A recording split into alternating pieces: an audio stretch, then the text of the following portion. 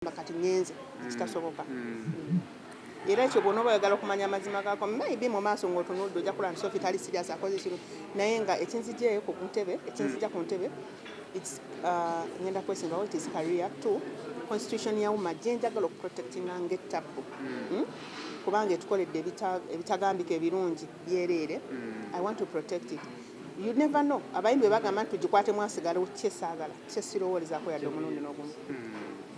naye nga tulina okuprotectinga constitution yaffe. Ebirungi byokoze tubyesonyiwa buli omu abiraba n'abayimbi basanyufu era banyumiddwa nnyo ekiseera kyo ebikulemye ebyo tuba twogerako twogere ku binnemye byebiruwa njagala kive ku ntobo ya mutima gwo beeraho neki ogenda kulembera bakyala njagala ongambe nti bino bibiri binnemye si ensonga lwaki nvuddeko ne bino nvuddewo binnemye nsabaddako abitereeze. Saagala gamba nti binnemye era saagala gamba nti bitulemye. Bwe twali tutandika twajja n'ebigendererwa byaffe ne tuteeka ebintu ku mmeeza nti tulina kukola kino na kino na kino. Bwe neewa max nja kwewaka 5 ku 10 lwaki nti mbadde wakola myaka 2 nokozeeko omwaka gumu tu. Buli kyekikola sikikola nga Sophie tukikola nga ttiimu era tewali kinene nnyo kigenda kukyuka. Ekigenda okukyuka kiri kimu nti Sophie si ye president ye White Bender naye buli kikolebwa buli bye tukoze nga tetunnabimaliza bikomye mu kkubo byonna byonna birina okuggwa nga Mukama ye mubezi waffe. Ekisingira ddala obukulu kyengamba nti kino Mukama atuyambe bannange kiveewo is government intervention. We need the government si kutuwa ssente ate gavumenti egenda mwagala ebakolere kiwa kimwebuzaabo tetwagala kutuwa ssente wabula twagala etuwa eddobo twagala gavumenti etereeze emirimu gyaffe etya. We need the enforcement of copyright nti mbere nga nsobola okufuna ku mirimu gyange kyesikuteeko kugamba kyenyinza okugamba nti oba nkigambe ntya kyemisinze mu kino nti okulaba nti omuyimbi afuna mu wakisi ze mu bukulembeze bwange nti nja kukola oluyimba ntuleeka ngamba oluyimba olwange olugenda kumpa ekyo kyokka kyeŋŋamba mu mutima gwange nti how I wish kino kikoze nkirinze ne kiggwa but I know ttiimu yange egenda kiggusa kubanga sirinzekka. Ate bagamba nti nno Sophie Gomez ekisooka si yali mutuufu okukulembera ekibiina kino era waliwo omu ku basinga okukuba yagamba nti nze nagwadda naye ate Sophie namusanga yagwadda talina muloto tetukulembera kati ndowooza naye oba nti n'otuukayo kati watuuseeyo ne weekuba mutima n'ogamba naye kambe ku bayimbi ba Katonda gw'olaba ki nga sinnakuddamu ekyo kyendaba nja kyogera nga ndi buli muntu ku nsi kuno alina opinion ye and everyone is entitled to his or her opinion. Ye bw'aba nga bw'atyo bw'abadde alaba then be it kyemunenyako kiri kimu nti bw'abanga muyimbi simanyi kubanga maybe you don't want to disclose him or her bw'abanga muyimbi ng'ali eyo gy'abadde ng'alaba nti Sophie mu kifo ky'okunywa akatunda anywa soda ng'alaba nti kikyamu nga it is going to affect the industry n'atajja n'akiŋŋamba nti Sophie kyusaamu onywa akatunda mu kifo kya soda ku lw'obulungi bwa industry ate ngamba ye yasembye. Wa president obufunyeemu mbufunyeemu bingi nnyo one nti bwe ndaba ng'ekitiibwa ky'omuyimbi kirina we kituuse mba nfunyeemu two bwe ndaba nti munnamawulire akolagana bulungi n'omuyimbi mba nfunyeemu kubanga tetubadde family tubadde n'enjawukanya nnyingi nnyo nga mwe mukolera ku island yammwe mukola ebitukuba naffe tuli ku island yaffe tukola ebyaffe kati ekyo Mukama nkimwebaliza nti tukifunyeemu two bwe ndaba nti omuyimbi w'e Kampala y'omu ye muyimbi w'e Busoga y'omu ye muyimbi w'e Mbalala y'omu like muyimbi mu Uganda ekyo nakyo kimpa essanyu nti tuli bumu as a family. Enjegere zo tuzimenyeewo sigamba nti tuzimenyeewo ng'akakiiko nti we've connected obuyimbi okuva mu Kampala nga bwe badde nti obuyimbi buli Kampala Kampala ye Uganda nga abamu bwe bakitwala ne twekonekitinga nti kati omuyimbi w'e Mbaala ayogera kyekimu omuyimbi w'e Masaka ayogera kyekimu Masindi. Yes. Osuddewo entebe onoonya ntebe bukakafu ki bw'olina nti abantu boyagala okukiikirira banaakulonda kwera tetwagala tukuddaano kunyiga biwundu nga bantu bakugobye kakati bwe ngamba nti bidding owayo ekirowoozo kyo n'olekera omulonzi yes yogera n'abagenda okukulonda n'abayimbi obawe entanda esembayo wamma baswiti gwe wenna wenna ali eyo nsaba onnyanirize nsaba nkukulembere naddala abantu b'e mu Kampala nesimbyewo njagala kwesimbawo ku kifo kya Lord Councillor ku LC5 amannya Nabukalu Sophie Gombe agenkozesa nsaba onzikirize nkuweereze nkusaba onzikirize ntukize ekirooto ky'omukyala. Abayimbi obasimbirira ntanda kingo? Abayimbi mbadde mbasaba tusigale nga bwe tubadde tewali kikyuse, twongere okusitula ekitiibwa ky'omuyimbi, twongere okukola nga twekola in-house. Bwe njogera ku politics, nzikiriza nti politics waali tagenda kuvaawo mpaka bwe tubeera ebweru buli omu akole mulimu gwe. Owesinisini w'ekigaali asindike ekigaali, owa botike akole, ow'emmere akole, owa NRM akole, owa people power yenna. Naye bwe tutuuka mu umma, bwe tutuuka mu nju, buli kimu tukireke ebweru, tuyingize obuyimbi mu UMA. Twogere ku bizimba omuyimbi, tulekerawo okwerwanalwana kati bwe twesunaasuna mbu kino ki. Bw'oba oli eyo ng'olaba nti pulezidenti aliko akola ensobi, jangu omugambe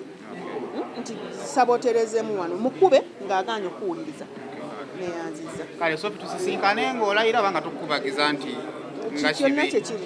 kyonna kyekiri tujja kusisinkana. Amen. Kubanga ne mu kalulu ka scientific nkomawo gy'oli. Kituufu. Bwe tugwa ffenna nze naawe. Sophie gwawekka byo kalulu gwawekka. Nze akiikira bannamawulire ku komiti ya Uganda Ministerial Association. Endoza abasinga adi bakimanyi. Njagala okutwala guno omukisa okubaaniriza bannamawulire bannange n'okujja buli we tubadde tubasaba bujje okuwulira ate ebiva mu byo. Oba omuyinza okwebuuza ne mugamba yinga muliwo batono bannaffe nga bamanyi abayimbi time keeping si kyangu nnyo naye nga bali mu kkubo wetubeera okutegera komiti yonna eri aware of this press conference naye nga esinga ddala obukulu press conference ya pulezidenti waffe Madam Sophie Gomez. Chamita president kubanga yatwadde 1 month's notice, which means oba president awambukira ddala nga lumu August. So as of now akyali president by the way. Akyali president. Naye nga nsanyuse nnyo kyembadde mbasaba ebigambo tubitwale nga bwe biri. Tisala twongeremu nnyo kasupu akataliiwo embeera agenda gitunyonnyola kituufu yasooka n'atutegeezaako nga kitimina kufuluma eri nga komiti n'atugamba nti bannange constitution yaffe tugimanyi bulungi naye ate nsiza okutwala kkubo lino ate constitution tenzikiriza so n'awandiika resignation letter binagenda bibanyonnyola n'embeera eriwo kati n'ekiddako mu maaso awo ndowooza right now kirungi omuwanika waffe waali twejalabira na lumansi naye waali omuwanika kubuuliza kakiro kano. Madam President, it is over to you.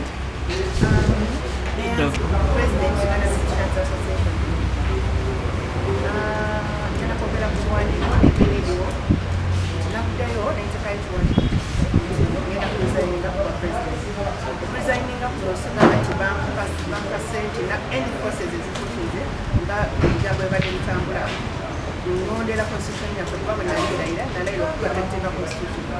constitution hiyo ina kawaida kama kosa zao kwetaba mu politics ate ni media uma kaboneka ya step na tweet simu na badene chiro techo kujja kwesimbawo ankala lezo nga bakati y'abakyala ko osifai badde nakyo mali bangi badde mu kakene na mechi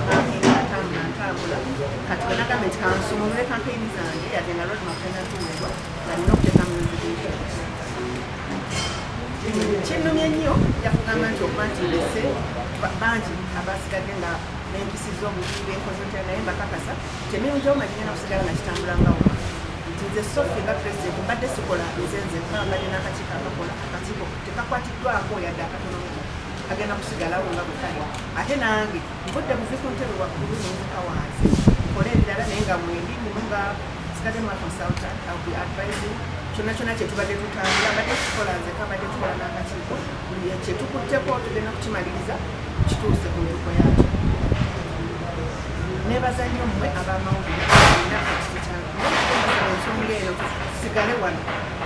nga mbeegayira nnyo nti of course buli omu ajja kujayogera ebibyo buli omu ajja kujayogera ebibyo ate mbasaba munoonya ayogera ku nsonga ya wuma nga bwe twalayo okukuuma ekitiibwa enoko wish yange esingira ddala protectinga kitiibwa kya muyimbi mbasaba nnyo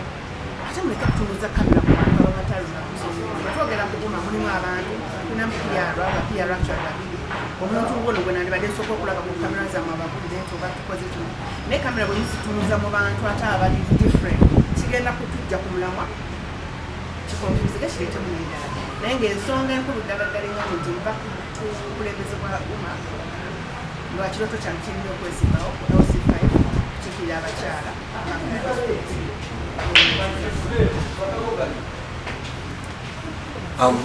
tugenda kutwala ebibuuzo naye jasokomera kukali kayogedde obeera kukali nga tebakkiriza nga mukulembeze wamu for whatever reasons kati abantu ngaabo okuwazi interview tembasuubiramu kirungi na kimu okujja kutataganya enteekateeka za UMA ne abayimbi sasi abayimbi so ne bwe tuba tukola amawulire abo ogenda omujja ku interview okumubuuza ku bya Sophie mba ndaba twali kyamagezi kyagenda kugoba kikulu nnyo so nga bannamawulire bannange ebyo tubikonsidaringe okulaba nti tuyamba omugenda mu maaso nebira abayimbi okutwaliza wamu kati sawa ya bibuuzo alina ekibuuzo kyonna twawuliddeko nti twewuunya kuba twawulidde nti waliwo sente zigenda okujja sente ezo ze zikuleetedde okuba nga oddukayo waki oddukayo nga zinatera ani asobola okudduka sente mukyamazima nga bwe mbagambye emabega nti UMA mbadde sikivuga omu badde ntuka n'akakiiko buli kimu nga bwe kibadde mu pipeline buli kimu nga bwe twakitegeka from day one lwe twalayira genda kukola kino na kino na kino trust me bwembaawo kigenda kusigala nga kitamu sente ezo ezisobola kunzibisa kuba nange neetaaga sente sijjamba nti olaawo tizizagala naye zonna bwe zijja akakiiko akasigadde okukulembeza obuliwo kugenda kikwasagala paka kituke kiraga twawuliddeko ku bamafiya nti bamafiya be bakulwana waliwo yavuddeyo n'agamba nti bamafiya bangi bali mu UMA bamafiya abo tusaba batubuulireko osanga bwe manyayo omuntu osobola okunyumirako batugambye ebbalamu yamu ku bbo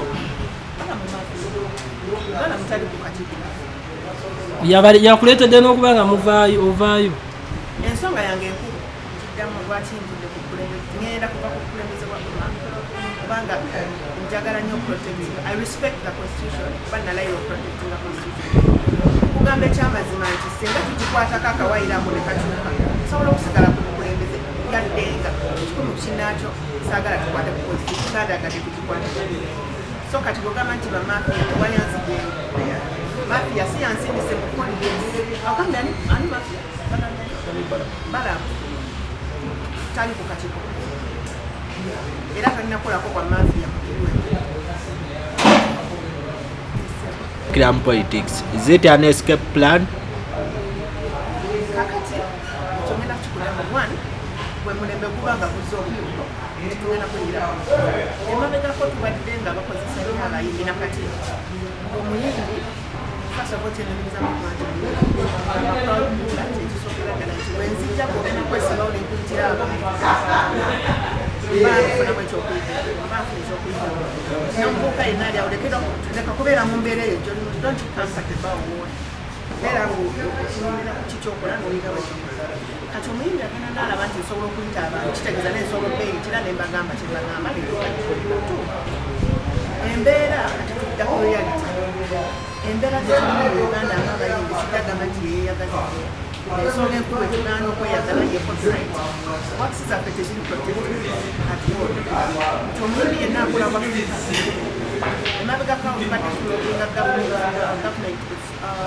era ng'ekitafiyanga mu kino tuteeremu etukwasaganizeko kukigambo kya copyright mbeera nga nsobola okufuna kati eno gyendi mu nyumba bwemba nga sifunamu lwaki sifulumye bweru nemunya tu abantu abasinga kati nga nze neyogerako nti mba n'ekirooto omuntu mu bulamu oba n'ogenda nti wemala kimuzizaako kino wemala kimuzizaako kino I personally mbadde n'ekirooto okukulembera ku bakyala mu Kampala district okutwala ebisanja byonna nja kugamba nti mbaddeyo nga benchmarkinga njiga kino kikolebwa kitabiro enewa ne time frame bwe tutuuka 2021 I am going to be bwe nkyewa bwetyo nekiza ku mulala nti n'abayimbi abala maybe nakyo bakirina babadde batambula waki Twawuliddeko waliwo abaali baagala okujja ku bukulembeze bayimbi banno King Michael,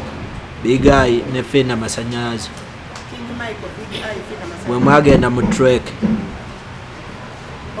nga balina omuyimbi waabwe gwe baagala okusaako nga pulezidenti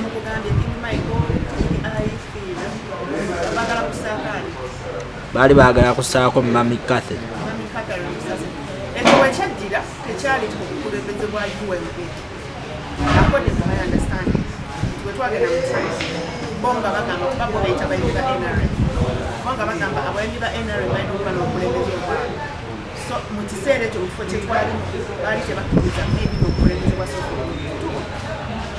baali tebasobola kunzija ku bukulembeze kuba nali simuli obukulembeze bwa kitundu ekyo twali tubeera so lwekiyabe maybe balina kutya kwabwe byonna byonna bye baakola nga bwe baali kugamba naye nga tekikwatagana naku abasigadde ku kakiiko like if you want to take Umma ahead mu maaso bwe tuba twagala kutwala ekitiibwa ky'omulimu mu maaso ne constitution ekigamba nti you don't involve yourself into politics directly ate mukwasaganya nekungaanya yensonga lwaki nfuddeyo neŋŋamba nti nze constitution tenzikiriza kukwasaganya n'envaanyi our biggest challenge mu industry manyine mu industry zendala zirina challenge ekisente kati buli omu everyone is fighting for survival bwe ngamba nti jusina agenda kubeera wa NRM sigamba nti kyoli bwe ngamba nti jusina agenda kubeera wa people kati akukubagana tebusobola kugira buli omu aba yeekuba nze mwamaanyi nze wamaanyi kati nebaza nnyo omukulu maaso kisobola kyakulana nti yakirabirawo nakirambika bulungi mu constitution yakuba yagikola yadde nga tukumyemu kaakatono naye kakasa nti kijja kutegekako tutya politics mu bintu tugenda kutambula politics owokulwaganagana olwokwekola definitely buli omu ali politician everyone obusi mu Uganda naye mu nsi yonna everyone is a politician lwaki nabawe nti buli oba nekirenderwa kyo ye lwaki netulakambuze NRM owagira kibiina ati nze siina ndi nnyoto ndowooza tutegeranga nti everyone one or the other is a politician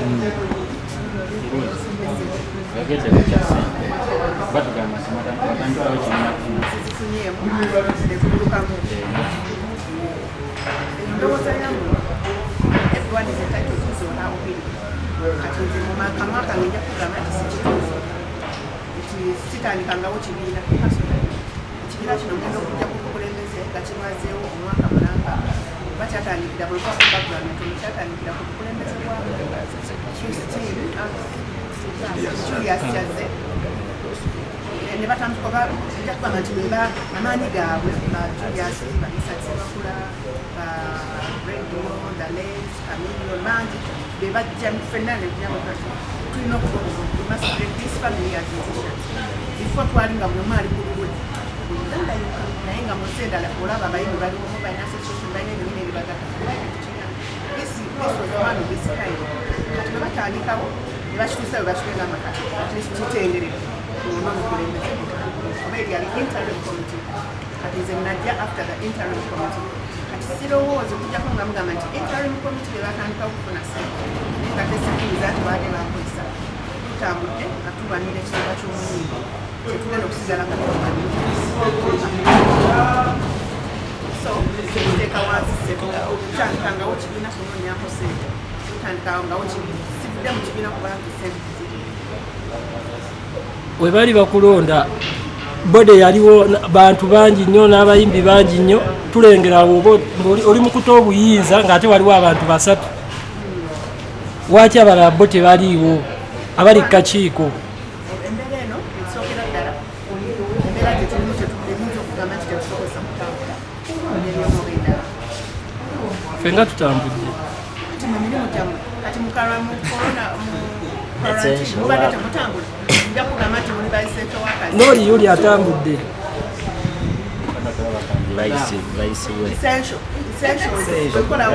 nangi n'abali ku bode nabo banene ba Julius baani abasinga abamu we did not intend okuyita buli lwe twali mu kati others nga tugambe nti tweyite ffenna nga bwe twalinakyotuyita kyo tukisobola naye olw'embeera abamu bazze abamu bakyajja naye nga kyokumanya ffenna tuli era ffenna tukkiriziganya ku kigenda mu maaso mwe muli bamafiya ebedda benkugamba era buli omu press conference ng'agimanyi buli omu agimanyi si nti egenda ba surprise nga nobagimanyi abamu mujja kubalanga abajjanga ewedde bagikulu kati ate abo baba bazze naye mulina kirimu kansheke mu Luganda nti eriyo bannakigwanyizi abasinze okulemesa industry yaffe n'okutambula nti balesewo basigazako okusinga ekitiibwa ky'omuyimbi nabo bayimbi oba si bayimbi nti omuyimbi alina kusabiriza okubeerawo.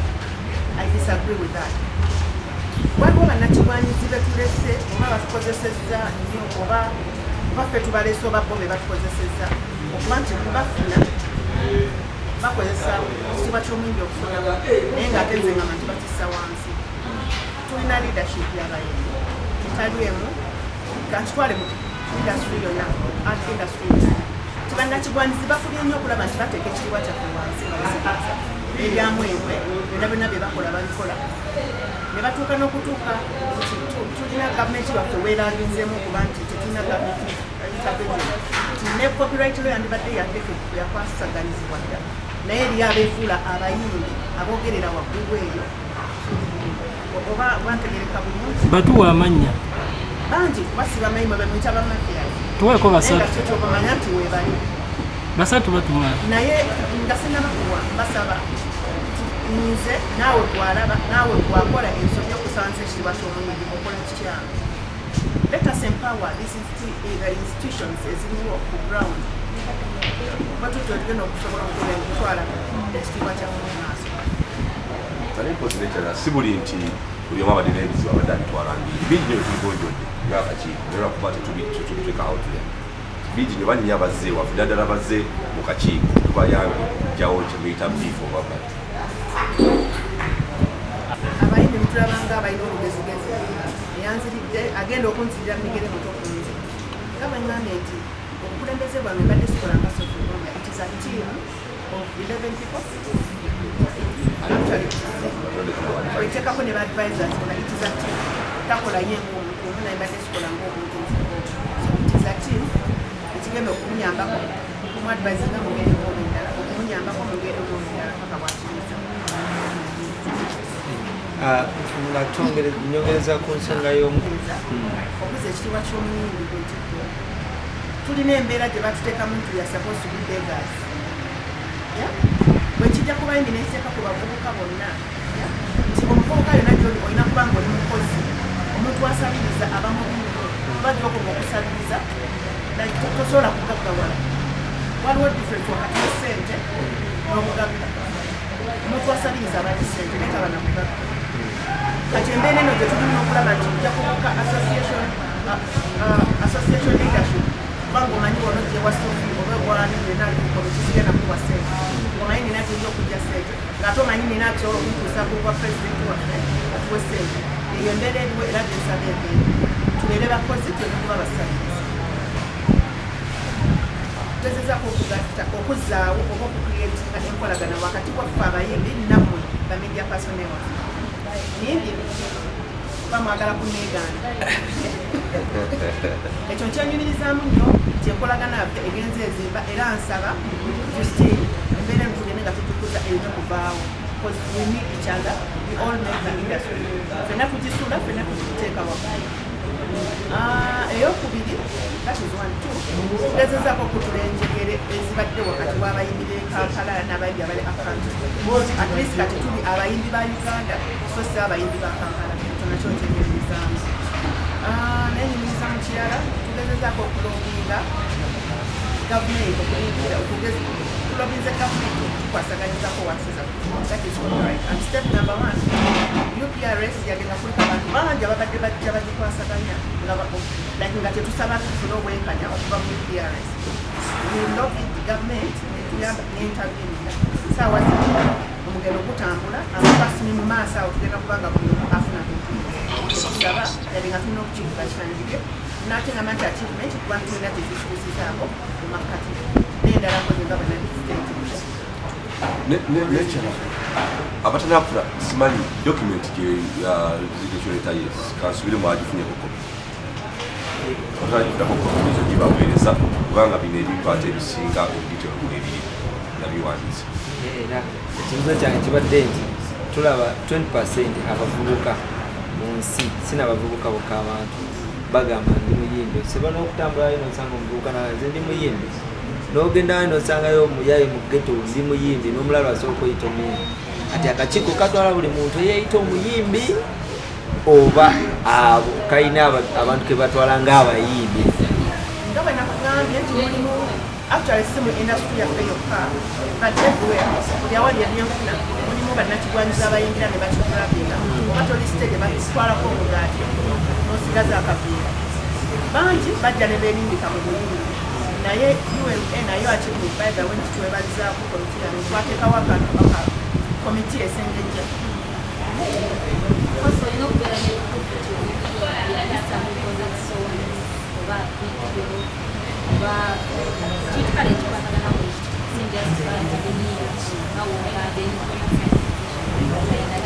abantu basangeyo nga bakubalaga natambula ezendi muyimbi